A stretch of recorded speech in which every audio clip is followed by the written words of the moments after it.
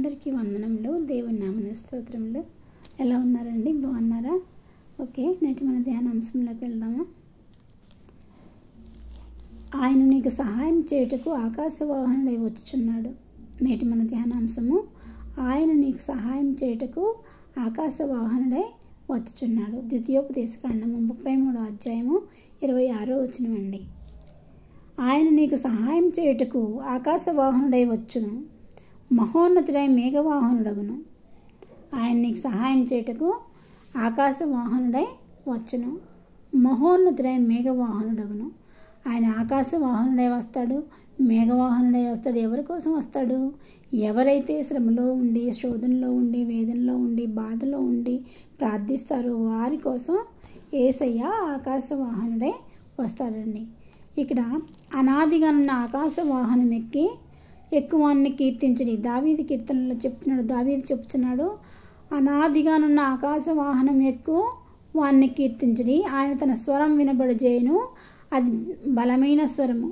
ఆయన స్వరము బలమైన స్వరము. ఆయన అనాదిగా ఆకాశం వారిని కీర్తించడి. ఆయన ఈరోజు కాదండి ఆకాశవాహనం ఎక్కుతుంది. అనాదిగా ఆయన ఆకాశవాహనం ఎక్కి తన బిడ్డలకి సహాయం చేయడానికి వస్తున్నాడని దావీదు మహారాజు చెప్తున్నాడు. మేఘములను తనకు వాహనముగా చేసుకుని గాలి రెక్కల మీద గమనము చేయుచున్నాడు. మన దేవుడు ఎక్కడున్నాడండి? మేఘములను తనకు వాహనముగా చేసుకొని గాలి రెక్కల మీద గమనము చేయుచున్నాడు. మేఘములను వాహనముగా చేసుకొని గాలి రెక్కల మీద వాహనం చేస్తూ ఎవరైతే తన బిడ్డలు ప్రార్థిస్తున్నారో చూస్తూ ఉంటాడండి. ఎవరు తన బిడ్డలు ప్రార్థిస్తున్నారో, ఎవరు శ్రమలో ఉన్నారో, ఎవరు శోధనలో ఉన్నారో అని గాలి రెక్కల మీద ఉండి గమనం చేసి వారి దగ్గరికి ఆకాశ వాహనం ఎక్కి వచ్చి వారికి అవసరాన్ని తీరుస్తాడండి మన దేవుడు. యెహోవా వేగం గల మేఘం ఎక్కి ఐగుప్తునకు వచ్చున్నాడు. యెహోవా వేగం గల మేఘమునెక్కి ఐగుప్తు అనగా నీ దగ్గరకు వస్తున్నాడు ఈ క్షణమే, నా దగ్గరికి వస్తున్నాడు ఈ క్షణమే, మనందరి దగ్గరికి వస్తున్నాడండి. ఎవరు ప్రార్థిస్తారో వారందరి దగ్గరికి యెహోవా వస్తాడండి. సో మనము ప్రార్థించాలి. వేగముల మీద యెహోవా వేగము గల మేఘం ఎక్కి మన దగ్గరికి వచ్చుచున్నాడు. ఇక్కడ మనం ఐగుప్తుని తీసివేసి యెహోవా వేగము గల మేఘం ఎక్కి నా యొద్దకు వచ్చున్నాడు అని మనం చదువుకుంటే ఎంత బాగుందండి. యెహోవా వేగము గల మేఘమునెక్కి నా యొద్దకు వచ్చున్నాడు, ఆపది కాలంలో సహాయం చేయి నా దేవుడు వస్తున్నాడు అని నువ్వు ప్రార్థించినట్లయితే దేవుడు ఈ క్షణమే వస్తున్నాడండి. ఈరోజు మీ ఇంటికి వస్తున్నాడు. నేను యొక్క శ్రమలు, శోధనలు, వేదనలు తీసివేయటానికి. అప్పుల బాధల్లో ఉన్నావా? పిల్లల వివాహాలు కావాలని బాధపడుతున్నావా? పిల్లలకు ఉద్యోగాలు రాలేదని బాధపడుతున్నావా? పిల్లల చదువులు బాగాలేదని బాధపడుతున్నావా? నీకు అనారోగ్యంగా ఉందని బాధపడుతున్నావా? ఏ విషయంలో నువ్వు బాధపడుతున్నావో ఆ విషయం నువ్వు ప్రార్థించు బిడ్డ. యేసు ప్రభు సన్నిధిలో ప్రార్థిస్తే ఆయన ఆకాశ వాహనుడై నీ యొద్దకు వచ్చి నీ అవసరాలని తీరుస్తాడండి. దేవుని బిడ్డలకు సహాయం చేయుటకు బలముగా వస్తున్నాడు. ఆపత్కాలంలో నమ్మదగిన సహాయకుడు మన దేవుడండి. ఆయన ఆకాశ వాహనుడై వస్తున్నాడు. ఆపత్కాలంలో నమ్మదగిన సహాయకుడు ఆయన ఆకాశ వాహనుడై వచ్చుచున్నాడు. ఇక్కడ నిన్ను తప్పించి విడిపించి నిన్ను గొప్ప చేస్తాడు. నిన్ను తప్పించి విడిపించి నిన్ను గొప్ప చేస్తాడు. నీ జీవితంలో ఏ శ్రమ అయినా సరే సహాయం చేస్తాడు. కొండల తట్టు నేను కళ్ళెత్తుచున్నాను, నాకు సహాయం ఎక్కడి నుండి వచ్చును అని నువ్వు ప్రార్థించినట్లయితే సహాయం ఎక్కడి నుంచి వస్తుంది?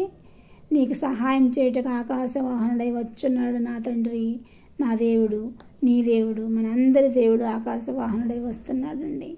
మన శ్రమలని, శోధనని, వేదనని తీసివేయడానికి వస్తున్నాడు. ఇలాగే మన బైబిల్ గ్రంథంలో మన దేవుడు ఎవరెవరిని ఆపత్కాలంలో నమ్ముకున్న సహాయకుడిగా ఎవరెవరిని ఆపత్కాలం నుంచి బయట వేసేలా చూద్దామండి. ఫస్ట్ దావీదు బాలుడు, గొర్రెల కాపరి, గొర్రెలను కాచుకుంటూ అడవిలో ఉండేవాడు. అతన్ని ఎవరు పట్టించుకోలేదు, తల్లిదండ్రులు పట్టించుకోలేదు, అన్నదమ్ములు పట్టించుకోలేదు, ఎవరు గుర్తించలేదు. కానీ దేవుడైన యెహోవా గుర్తించాడండి దావీదుని గుర్తించి సమూయేలుని పంపించి అభిషేకించి రాజుని చేశాడండి. మన దేవుడు తలుచుకుంటే ఎంతైనా ఆశీర్వదించదగిన దేవుడు అండి. కాబట్టి ఈ క్షణమే మీరు ప్రార్థించండి. మన దేవుడు అద్భుతకరుడు, ఆశ్చర్యకరుడు, ఆశ్చర్యకార్యాలు చేసే దేవుడు అండి. అద్భుతకరుడు అండి. దేవుని ఆశీర్వదించే దేవుడు అండి. మనల్ని ఆశీర్వదించే దేవుడు అండి. తర్వాత రూతు హస్తాలతో తన అత్తను హత్తుకుని వచ్చింది. దీనురాలు, తనకి మోయాబీరాలు, తనకి ఎలా ప్రార్థన చేయాలో కూడా తెలియదు. కానీ వాళ్ళ అత్తతో నీ దేవుడే నా దేవుడు, నీ జనమే నా జనము అని నమ్ముకొని వచ్చి ఆ దేవుడిని ప్రార్థించింది. కాబట్టి ఆ దేవుడు ఆమెని ఆదరించాడు. బోయేజుకు భారీగా చేశాడు. ఆమెను యూదా వంశంలో ఒక మూలస్తంభంగా నిలబెట్టాడు. ప్రభు అయిన యేసు జన్మించిన వంశావళిలో ఒక మూలస్తంభంగా ఆమెను నిలబెట్టాడండి. దేవుడు ఎలాంటి వాడంటే గొప్ప కార్యాలు చేసే దేవుడు అండి. నీ జీవితంలో నిన్ను తప్పించి విడిపించి నిన్ను గొప్ప చేసే దేవుడు మన దేవుడు అండి.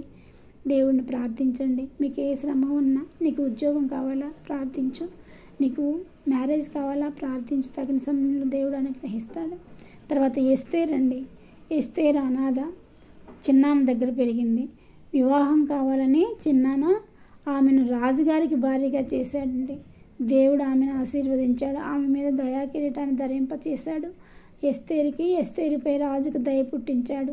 ఎస్తేరుని రాజు వివాహం చేసుకోవడం జరిగింది. కాబట్టి రాజుగారికి భార్య అయిందండి. ఒక తల్లి లేని బిడ్డ, అనాథ, బాబాయ్ దగ్గర చిన్నాన్న దగ్గర పెరుగుతున్న బిడ్డ రాజుగారికి భార్య అయిందంటే అది దేవుని యొక్క కృప. దేవుని కృప లేనిదే మనం ఏమీ కూడా చేయలేమండి. దేవుని కృప అంత అధికంగా ఉంది ఎస్తేరుపై. సో ఎస్తేరు తన జాతి కోసం ప్రార్థించినప్పుడు దేవుడు ఆమె ప్రార్థన ఆలకించి తన జాతి మొత్తాన్ని రక్షించాడు. సో ఎస్తేరు ప్రార్థన చేసి తన జాతిని రక్షించుకుందండి. కాబట్టి మనం కూడా ప్రార్థన చేసి మన తల్లిదండ్రులను, మన బిడ్డలను, మన పిల్లలను, మన రక్త సంబంధికులను రక్షించుకోవాలండి. దేవుడు తప్పకుండా ఆ ప్రార్థన ఆలకించే దేవుడు అండి. తర్వాత అబ్రహాముకు దేవుడు ఎన్నో రకాలుగా సహాయం చేశాడండి. మోషేకి మీకు తెలుసు ఎర్ర సముద్రాన్ని 2 పాయలుగా చేశాడు. తర్వాత 6 నెలల మీద వారిని నడిపించాడు. ఇంకా ఇలా ఎన్నో అద్భుత కార్యాలు జీవితంలో జరిగించాడండి. ఈ అద్భుత కార్యాలన్నీ మన దేవుడు చేశాడు, మనకు కూడా చేస్తాడండి. అద్భుత కార్యాలు చేయటానికే దేవుడు ఉందండి. కాబట్టి ప్రార్థన చేసుకుందామండి. ఎందుకంటే మనకి ఏ అపాయం, ఏ ఆపద ఉందో, ఏ శ్రమ ఉందో, ఏ శోధన ఉందో ఆ శోధన ప్రభువుకి తెలియజేసినట్లయితే ప్రభు ఆకాశవాహనుడై వచ్చున్నాడండి.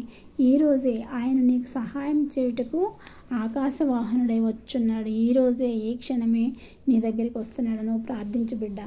దేవుని మీద నమ్మకంతో, విశ్వాసంతో, నమ్మకమైన వారికి మెండైన దీవెనలను ఉంది గ్రంథంలో. కాబట్టి నమ్మకంతో, విశ్వాసంతో ప్రార్థించండి. దేవుడు తప్పకుండా మిమ్మల్ని ఆశీర్వదిస్తారు. దేవుడు ఈ చిన్న వాక్యం దీవించును గాక. ప్రతిరోజు నా వాక్యం వినాలనుకుంటే సబ్స్క్రైబ్ చేసుకునండి. అంతేకాదండి, షేర్ చేయండి. ఓకేనా? చిన్న ప్రార్థన చేసుకుందాం. సర్వశక్తి మిక్కిలి కృపన్న ఘనమైన యేసురాజని పాదములకు స్తుతులు స్తోత్రములు తండ్రి. అద్భుతకరుడా, ఆశ్చర్యకరుడా, మీ పాదములకు స్తోత్రం నాయన. మీరు వినిపించిన వాక్యముకై వందనములు ప్రభువా. ఆయన నీకు సహాయం చేయ ఆకాశవాహనుడై వచ్చున్నాడని మాట్లాడుతున్నావు తండ్రి. అయ్యా, మాకు సహాయం చేయడానికి నువ్వు ఆకాశ మేఘం మీద వస్తున్నావు తండ్రి. గాలిని రెక్కలుగా చేసుకుని గమనం చేస్తున్నావు తండ్రి. ఎవరు ఏ శ్రమలో ఉన్నారా, ఏ శోధనలో ఉన్నారా గమనిస్తున్నావు ప్రభా. నువ్వు గమనించే దేవుడు అయ్యా, నువ్వు చూసే దేవుడు అయ్యా, నువ్వు చూస్తున్న దేవుడు అయ్యా, నువ్వు అన్నీ చూస్తున్నావు ప్రభా. ఎవరు ప్రార్థిస్తున్నారు, ఎవరు ఏం చేస్తున్నారని ప్రభా. అయ్యా, ఈ రాత్రికాల సమయంలో ప్రభా ఎవరు ప్రార్థిస్తున్నారో వారి ప్రార్థనకు ప్రతిఫలం అనుగ్రహించండి. ఉద్యోగం లేని వారికి ఉద్యోగం అనుగ్రహించండి. బిడ్డలు ఉద్యోగాల కోసం ఎదురు చూస్తున్న తల్లులకు ఉద్యోగాలు అనుగ్రహించండి.